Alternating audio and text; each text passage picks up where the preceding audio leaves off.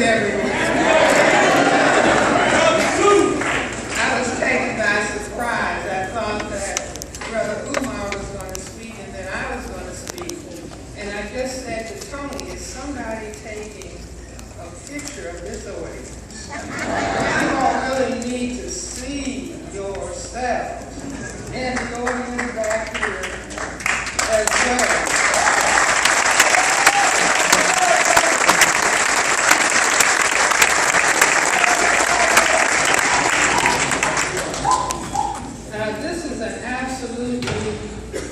Incredible occasion. Absolutely incredible. What I thought about as I was sitting there is that down the street, this is North Capitol, or down the street and a little bit west, the President of the United States, a black man, President Barack Obama, is being given hell by the Congress of the United States. And he's being given hell not because he's dumb. He's being given hell because he is a genius and intelligent. Black man with black rights, black family, and black mother-in-law. And so I thought, looking at this audience and listening to these black gentlemen speak, they're trying to give hell to that black man downtown. And these black men up here are answering, you are not going to destroy black people.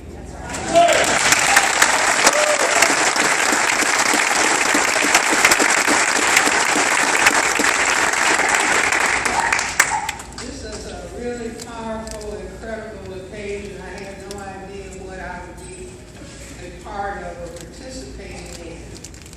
And I would just like to share with you, because war is being waged against us as people. And we don't really like to think about a war being waged, but a war is being waged and lives are being cut short and truncated. But the most important thing from my vantage point when a war is being waged is that there has to be as much understanding as possible as to what is in the minds of the people who are waging war against another group of people.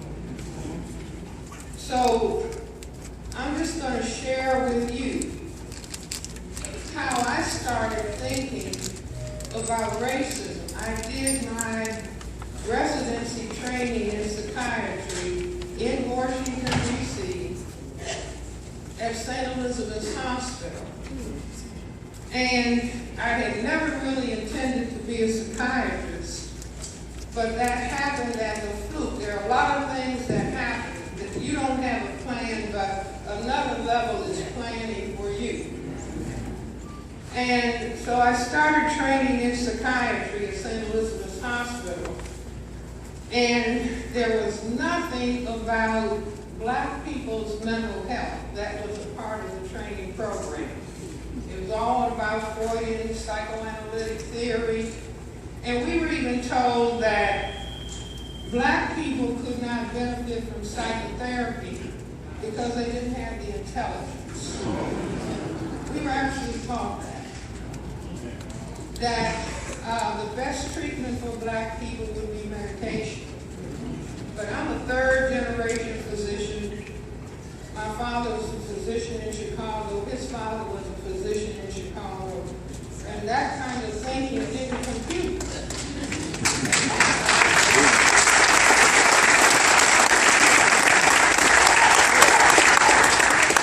So I was learning what they taught us. But I was, my parents said, you're getting an education not to lead your community. You're getting an education to come back and help black people. So while we were being taught one thing, I'm thinking about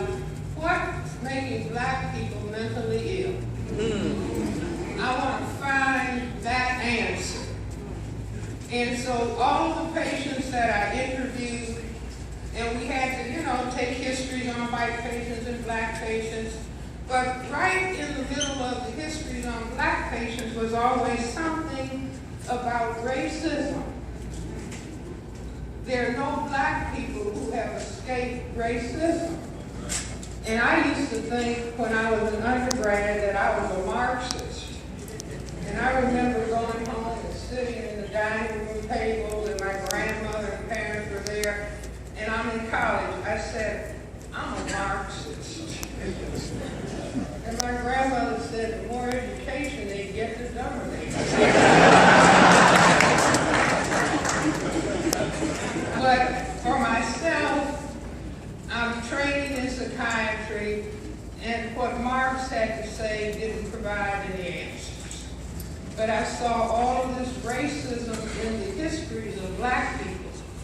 And so I said, I need to understand racism at another level. And so, what is racism? I'm reading, I'm thinking, and as the creative force would determine, after a Black Power Committee meeting, and I would be actually sitting at my desk as I was then training in child psychiatry at Children's Hospital, and a voice would come to me. If it wasn't a voice in here, that would mean I needed a psychiatrist. But there was a voice in here. And then I understood when people said they had a calling to be a minister, I understood what that was about. This voice would say, go to the Black Power Committee meeting.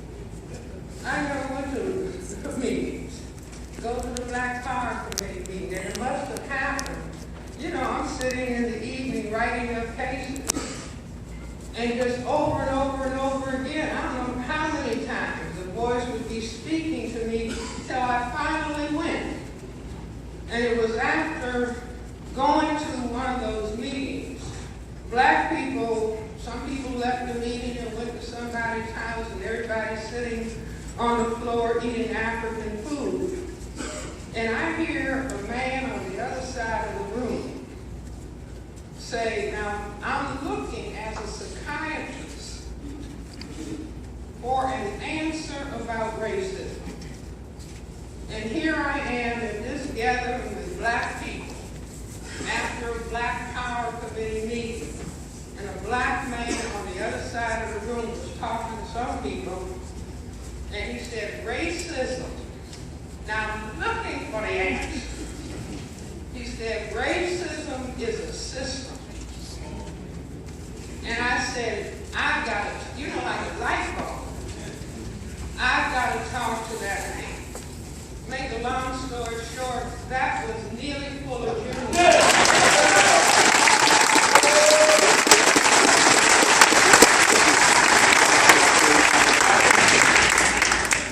A black man, not a college graduate, not a doctor, a guard at the Bureau of Engraving. He had been writing about racism since 1954. During the Korean War, he said he was on a radar site in Japan. And he was thinking, sitting up there on this mountain by yourself, manning that station, that what was going on in the United States, segregation, desegregation, and all of those vibes that were going on, he said none of that made any sense. And that's when he came up with the concept that this is a total system structure, and that the system encompassed all areas of people activity: economics, education, entertainment, labor, law, politics, religion, sex, and war. That controlled thought, speech, and action in all those areas to maintain the power equation of white power over a relative non-white powerlessness. And I said, I gotta keep talking to this brother.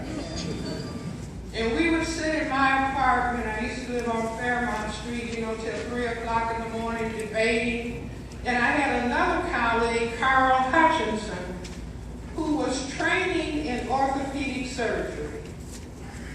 And the three of us would sit and talk about these ideas and debate. Carl Hutchinson is now deceased.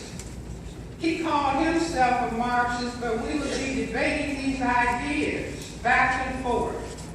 And Mr. Fuller had a suitcase with about 3,000 pages, notebook paper, precisely written concept. And I hope everybody at some point will get his book, the short title, Textbook for Victims of Racism. But Carl Hutchinson was so impressed, he said, I will type this manuscript between surgical cases. He was training in orthopedic surgery, but he said, this is so important, I will type it in between surgical cases. And so if somebody had told me from 1974, 1960, 1967 to 1984 that I would work with this black man to get this book published, but those 17 years I was determined this work has to be published, because it was that understanding about a system structure that led me to raise the question, why? See, that's the most important question in the world. And little baby children know when they start saying, why? Why? They might be 2 years old, 2 or 3. Why? They are trying to pull together cause and effect. And that is what turns the brain computer on. That is the basis of thinking.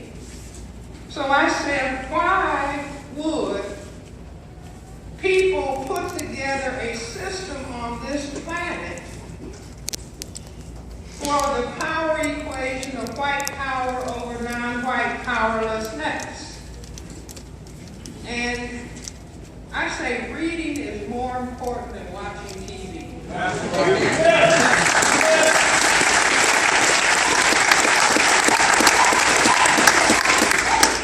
You have to read and read and read and read and read and read and read.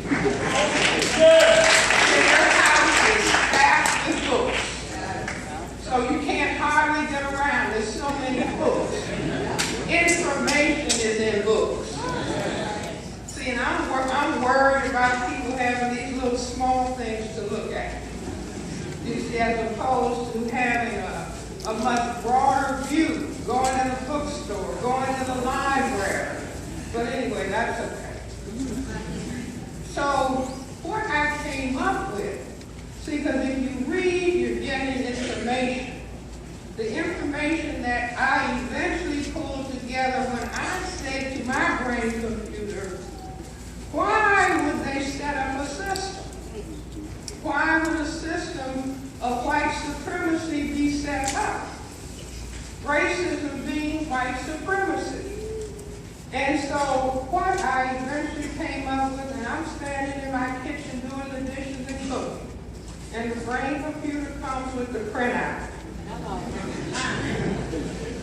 That on this third planet from the sun, that we call Earth, has a majority of people who are pigmented, skin-pigmented people. Black, brown, red, and yellow.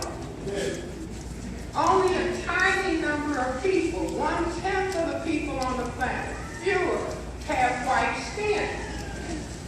And they would refer to the people of color as minorities. But the minorities were really the majority. And then they used to talk about the people with skin pigmentation were genetically inferior. And I just started thinking about the things I learned training in medical school. Wait a minute. Black is genetically dominant.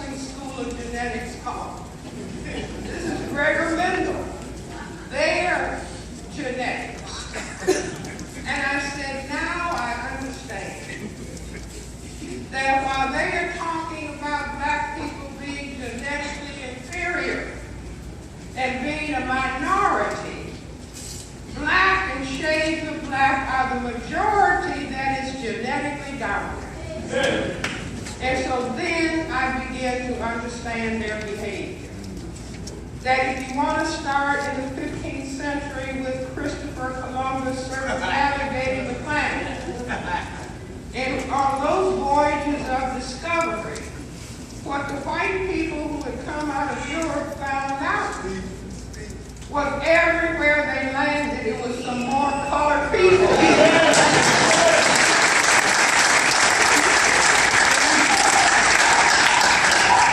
And if the men had sexual relations with the women, and hospitality was extended that far, and they waited around 9 months, they found out that all of the children that came out of those unions would be colored children. And then I'm saying they didn't have to have a big conference at a church. But I say what they understood was, unless we work out a way to control all of these colored, genetically dominant people, we could genetically disappear. Now I say that is their fundamental motivation. This is what turns them on to what they do in economics, education, entertainment, labor law, politics.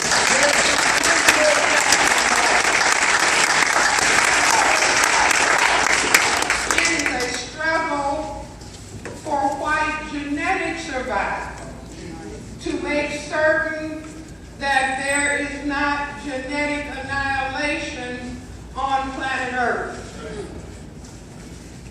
Now, they don't have to worry about everybody. They don't have to worry about men and women equally. They have to just worry about an inner war. If you can knock out a certain group and win the war, you don't need to try to knock out everybody. Because if you knock out one particular group, its impact will knock out everybody else. So I say that the war and their thinking became very specific. First of all, black people, we're always talking about trying to get equality. They cannot be equal to us. Right.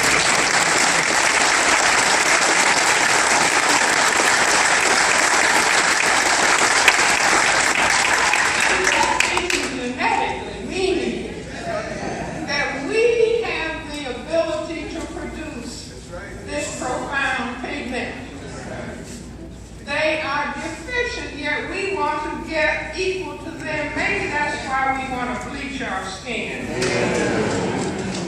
So we can be equal to the mutation. But that's a mistake. So what they realize, if they can knock out the men, because it is only men, whether they're white, black, brown, red, or yellow, who can impose sexual intercourse. You see, if I went to my purse, pulled out my Uzi, and selected a gentleman and said, "You're going to have sexual relations with me," he said, "But I'm sitting next to my wife." I said, "No, you're going to," and I pull out my Uzi.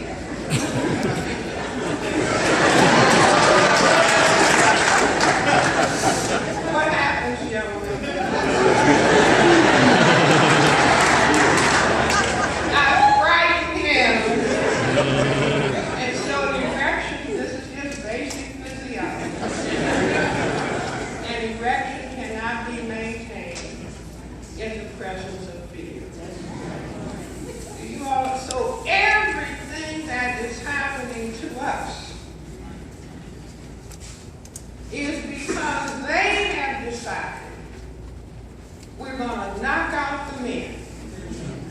You see, it doesn't mean that women are not important, that women are they're not equal, but this is a specific war where the people who are waging the war are dealing with a specific fear. And that is the fear of their genetic annihilation. And so therefore, they have decided if we knock out the men, the family will collapse. And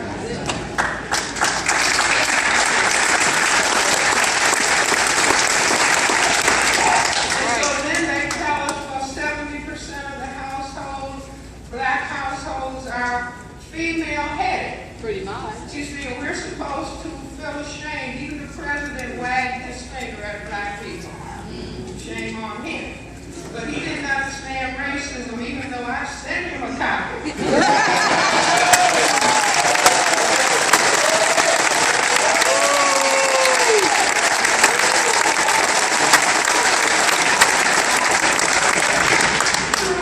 I put together a beautiful box.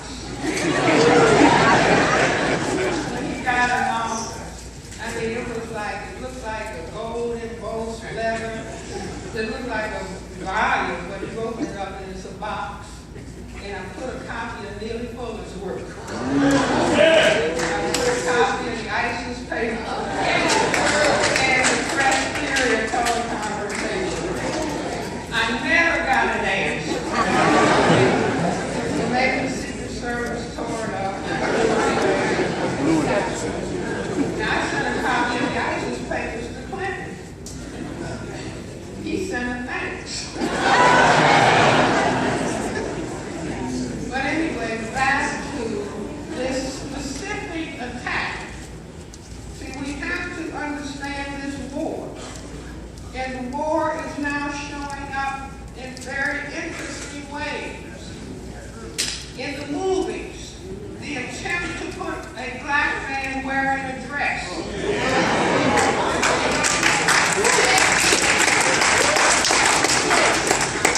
In other words, if they can feminize the black man, then they don't have to worry about white genetic annihilation.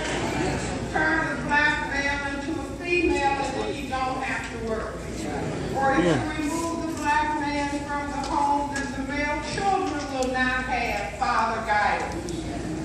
You see, in male children, it's not demeaning the mother.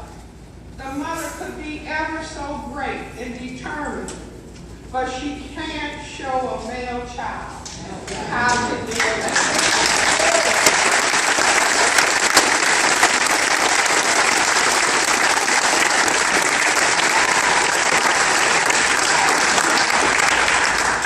All kinds of things are being done. If you watch the commercials on television now, you see a black man and then right next to him is a white woman.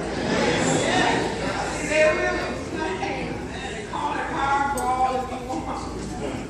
You see, so in other words, black men don't be with the black woman because then you will make some powerfully pigmented children. Be with the white woman and then you will dilute the color. The color is not as frightening, and this is why. Because of this dynamic that black people learn before they learn how to read. If you are black, get back. If you are brown, stick around. If you're yellow, you're mellow. And if you're white, you're all right. Now, nobody ever had an answer as to why that is, but that's the color code for white genetic survival. You see, the more color you have, the greater your genetic potential to cause white genetic annihilation as perceived by them. Do you understand? So push the color black. And so that's why I'm starting a movement that is called Most Black, Most Beautiful.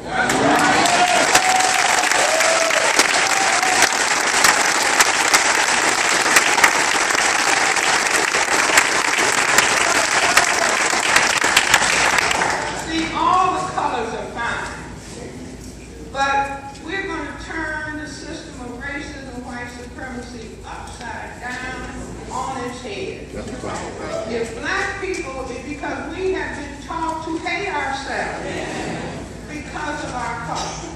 But we are going to come out of that, because one of the things that has been annihilated in the system of racism, white supremacy, is black self-respect and black self-love. See, just think about it.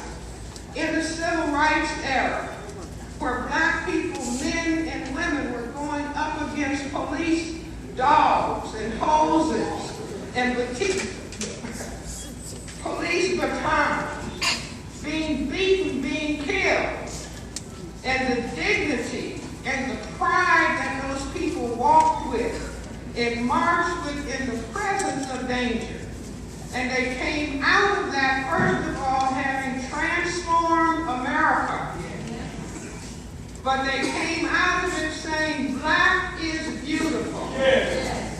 Black pride, black dignity, and black self-respect, and black power.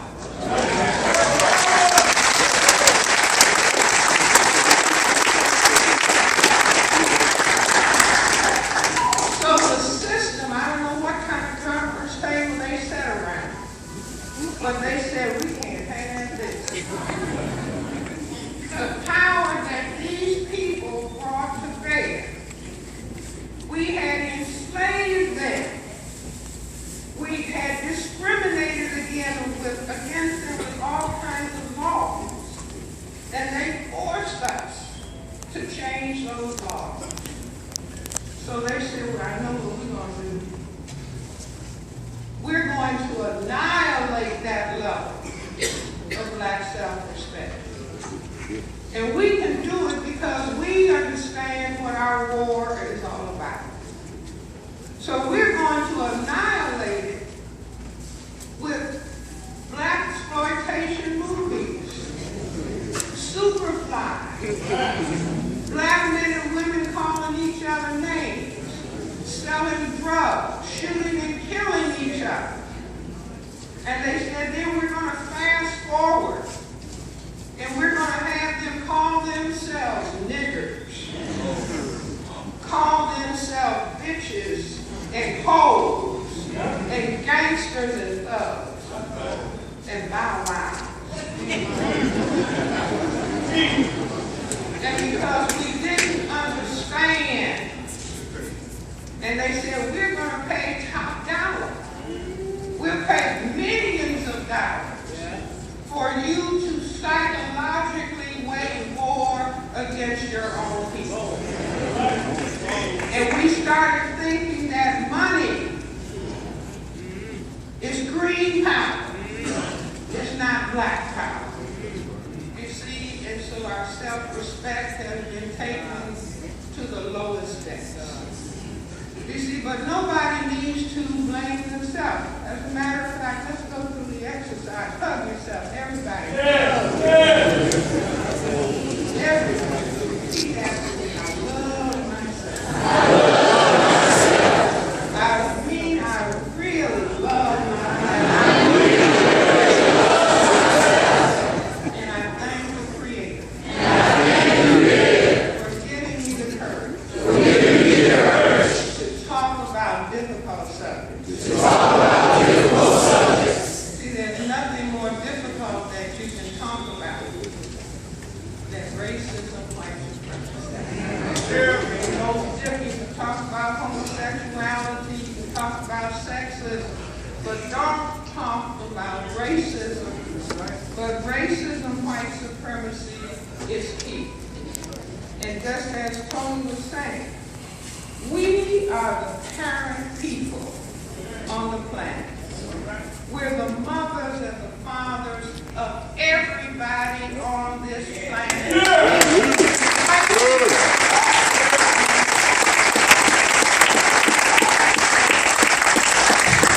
Because they are mutations from blacks. And those mutations were created on the continent of Africa. And I say that the Bible story about Adam and Eve eating the forbidden fruit and becoming ashamed of their nakedness were the first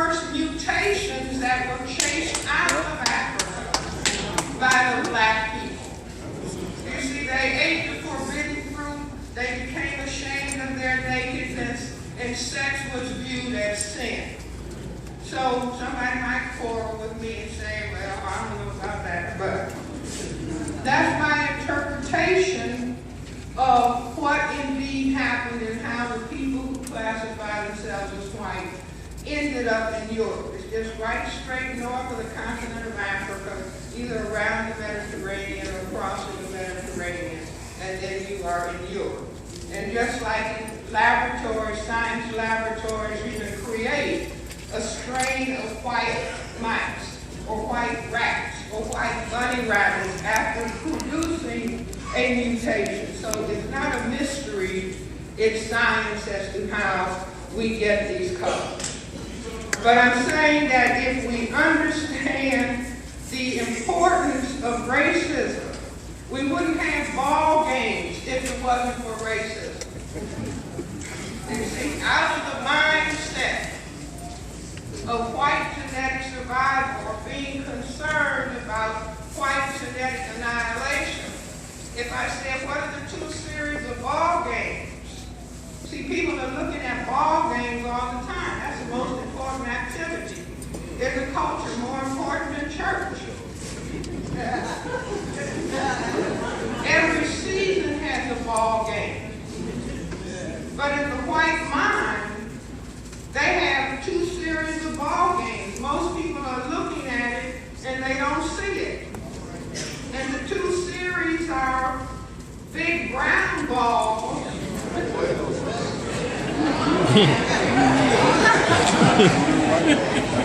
little white balls.